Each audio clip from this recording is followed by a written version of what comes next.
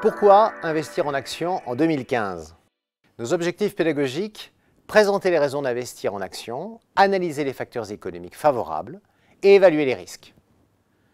Une première partie de cette vidéo sera consacrée au thème « Pourquoi être actionnaire en 2015 ?» Une seconde partie évoquera les raisons de devenir actionnaire de Schneider Electric.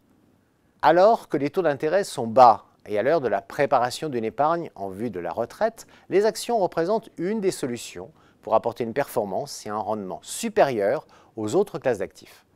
Les enquêtes récentes montrent d'ailleurs un niveau de satisfaction élevé chez les actionnaires et les actionnaires salariés.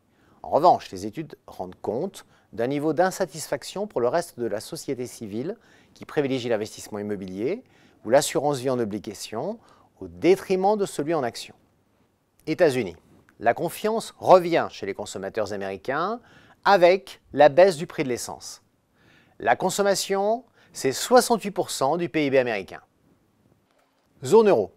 Les bonnes fées de 2015 pour l'économie européenne: un euro plus faible contre dollar, la baisse du prix du pétrole, des taux bas, une politique budgétaire et de relance de l'investissement en infrastructures.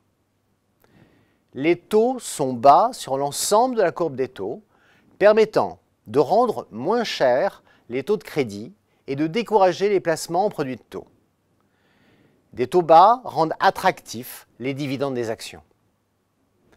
L'une des raisons de cette période de taux bas réside dans la politique de quantitative easing ou création monétaire menée par la Banque centrale européenne en zone euro. Cette action non conventionnelle entraîne d'importants effets positifs. La BCE achète en bourse une grande partie des obligations émises par les États européens. Les taux d'intérêt subissent une pression à la baisse. Cela facilite d'autant le financement des États et celui des entreprises. Cette politique monétaire contribue à redonner confiance aux consommateurs européens. Rappelons que dans tous les pays où se sont déroulées des opérations de quantitative easing, États-Unis, Grande-Bretagne, Japon, elles ont entraîné la hausse des marchés actions. Seconde bonne fée de la zone euro. La baisse de l'euro contre dollar s'est traduite dès la fin 2014 par une progression des exportations en Amérique du Nord, lesquelles exportations représentent environ 18% des revenus des sociétés européennes. Troisième bonne fée, la baisse du prix du pétrole.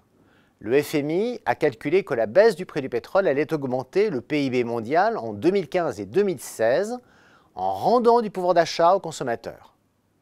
Enfin, en 2015, l'Europe a décidé de lancer un plan européen d'investissement dans les infrastructures, financé à la fois par les États et le secteur privé.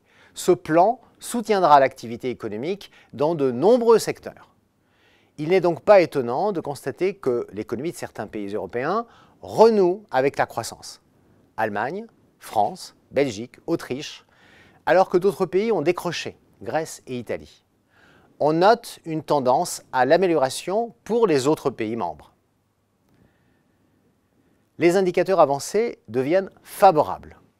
La progression de l'activité manufacturière, représentée ici par l'indice PMI manufacturier, l'indice des directeurs d'achat, entraîne mécaniquement la progression des bénéfices des entreprises de l'indice Morgan Stanley Capital International World, celui des pays OCDE, dans les mois qui suivent.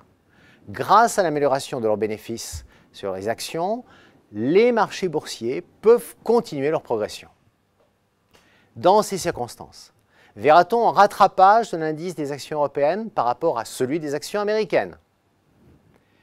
Il n'en demeure pas moins vrai que les risques d'investir en actions subsistent.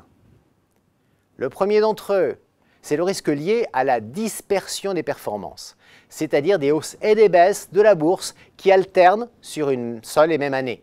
Sur le graphique, nous avons fait figurer par un point rouge le plus bas atteint par l'indice MSCI Europe au cours de chaque année. Les autres risques sont de différentes natures, tels que la remontée de la volatilité sur les marchés obligataires et actions. Sur le plan économique, un éventuel ralentissement de l'activité en Chine et dans les pays émergents handicaperait la croissance économique mondiale. Bien sûr, un rebond des cours du pétrole, du prix des autres matières premières, du niveau de l'euro contre dollar constituerait autant de mauvaises nouvelles. Enfin, le retour des tensions géopolitiques et du terrorisme au niveau international aurait une influence négative sur le moral des ménages. Pour autant, certains risques sont maîtrisables. Par exemple, la fiscalité des actions en utilisant l'enveloppe du plan d'épargne en actions. Le risque valeur lié à un investissement réalisé dans une seule société, une valeur en portefeuille. Il peut être réduit en diversifiant son portefeuille. Par exemple, 20 sociétés sélectionnées dans plusieurs secteurs. La volatilité du portefeuille qui peut être maîtrisée en associant actions et obligations. Quant au risque de change, il est globalement géré par les grandes sociétés européennes qui se sont diversifiées internationalement. Il convient, bien entendu, de rester attentif et de suivre l'actualité financière des valeurs que l'on détient en portefeuille en s'informant régulièrement.